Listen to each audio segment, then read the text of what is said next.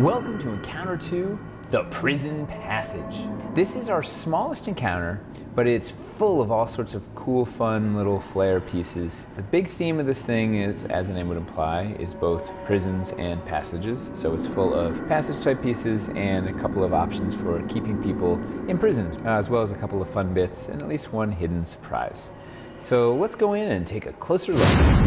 So this encounter number 2 is nestled between encounter 1, the summoning chamber, and encounter number 3, the bestial cliff. As I said, it's got a bunch of passage pieces in it. It plays really nicely with a lot of other sets if you want to make longer passages or open up a bigger room. So first let's touch on the passage pieces. So this one here, 45-degree passage, this thing is a workhorse. I use this all over this build. It's my favorite passage piece. Really hefty in the hand. Beautiful sculpt, 2 inches of playable space in here with walls on the outside. They're overhanging so we could create like a real claustrophobic feel, very subterranean feel. Also has the water that you'll see all over the place to make everything feel wet, damp, dark under the earth. This thing is at a 45-degree angle, so if you use 2 of them, it forms a nice 90-degree turn.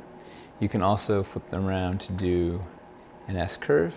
It plays really nicely with this corner entrance piece, which lets you get from a regular grid, you go 45 and then you're back to regular grid. You can go either direction there.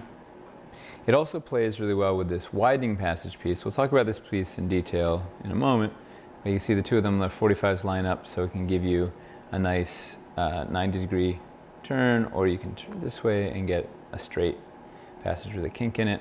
Really versatile, wonderful piece.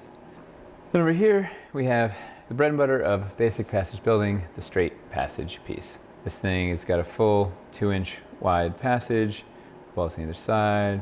It's got some fun bits. It's got those little blue mushrooms over there. You're going to see these blue mushrooms popping up all over the place in these pieces, and the ever-present dampness and water on the ground. I usually don't line up more than 2 of these in a row because it gets very straight. I like my caverns to be windy, so I usually put them in between my 45s. Together, these pieces play so nicely together and can get you from point A to point B in style. And the final passage piece we have is this big, beefy, widening passage piece. This thing is awesome. This side is passage width, 2 inches of playable space, walls on the outside, grid on the bottom. It fits regular passage right up against it. The other side is a full 4 inches wide, so it's a little wider than the passage pieces. It gets you back into sort of regular building mode with walls attached to the floors. You can put 2 of them together to get a cool S-curve. Put it up against the passage intersection piece here on the 45 to do a really cool 90.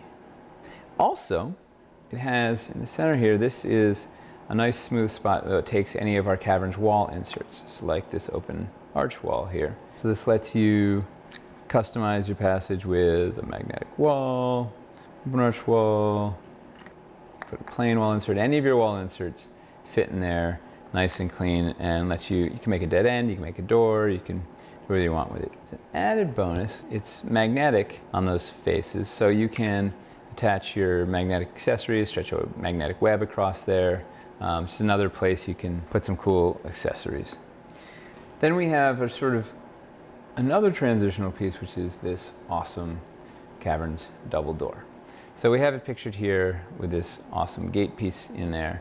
Let's talk about it without that first. So this is modular. The arch topper comes off, the gate comes out. So just using the piece as is, this is a 2x4, a nice clean 2x4 footprint, so you can build it in line with a lot of other stuff.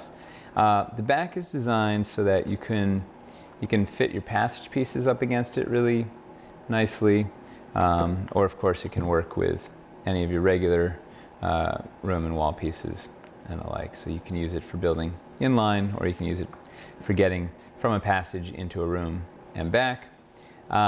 It also takes, this is a regular wall insert slot, so you can put any of your wall insert pieces in there, so it gives you some variation on a straight wall if you need to do that and the like. If you want to use the arch topper, so this thing will have, our factory version will have, these will be metal pegs in there. Our prototype, we just have little bamboo skewers, and they'll fit in holes in the top, and that'll hold that arch topper in there, and it gives you a nice, if you just want to have like cool arch opening, it's a nice way to sort of separate rooms. I like, you can do that. You can also put your wall inserts in there with that on there to make it more grand, or frame if you wanted to put something on there and frame it nicely, you could do that. And of course, the main reason we have this removable arch topper is we're going to have holes in the bottom here that let you insert double door pieces. So this is our new, let's look at this one. This is our new crude wooden gate double door. I just absolutely love this thing. It's one of my favorite sculpts in the whole project. It was clearly put together by some savage humanoids like lizardmen or orcs or bugbears or something. It's a couple of stout, poorly hewn pieces of lumber lashed together with leather, and then, or maybe it's human skin, who knows.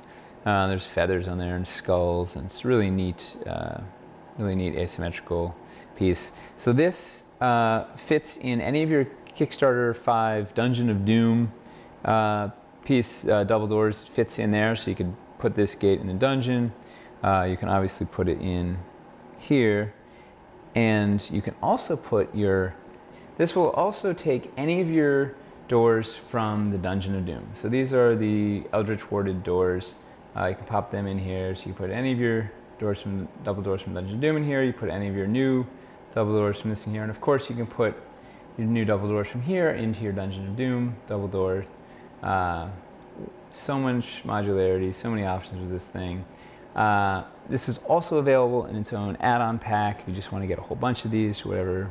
I figure this thing's going to be flying off the virtual shelves. Should be a big hit.